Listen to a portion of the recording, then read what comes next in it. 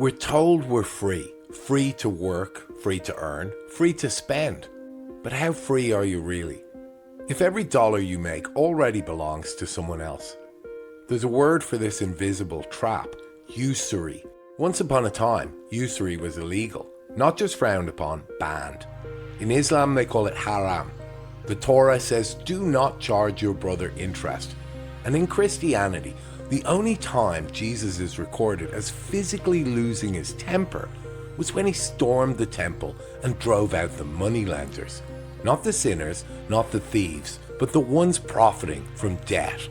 These weren't abstract ideals. The ancients knew when money becomes a weapon, society becomes a battlefield.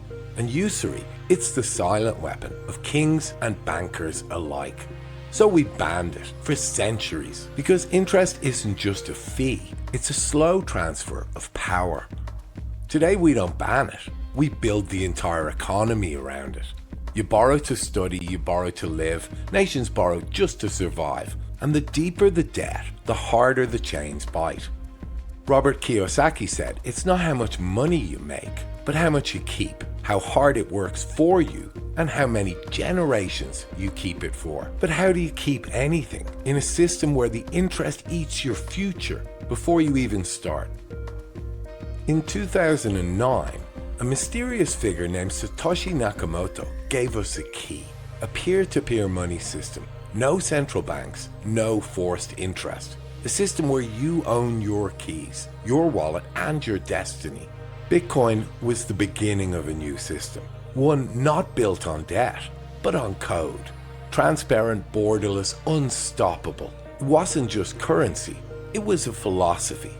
It was also a whisper of freedom. Because for the first time in recent history, you could opt out. And for millions across the world, that whisper became a roar. Third world countries use stablecoins to fight inflation, DeFi to escape predatory loans, and DAOs helped to rebuild trust. And then something else began to emerge, a new kind of economy, digital, borderless, playful, yet powerful, Web3. It's been called the greatest wealth creation event in human history. But what if it's more than that? What if it's the catalyst for societal transformation? What if this isn't about Lambos and airdrops, but freedom, real freedom? Metaverse platforms like Earth 2 and other digital economies are training grounds, not games, but simulations, teaching us to manage assets, to govern ourselves virtually, allowing us to earn and build without middlemen, banks, or borders. This is more than entertainment. It's economics with agency. Because if we can learn to own our digital lives, we might remember how to own our real ones. But here's the real question. Were we better off in a time when debt was a sin, when the rich couldn't profit off the poor just by waiting? Alan Watts once said, "You are under no obligation to be the person you were 5 minutes ago." And the same goes for society. This system of interest, debt, and scarcity is not inevitable. It's just old, outdated, built for kings, not for creators. Web3 may be our tipping point, not just to make money, but to keep it, grow it, and finally be free of the machine.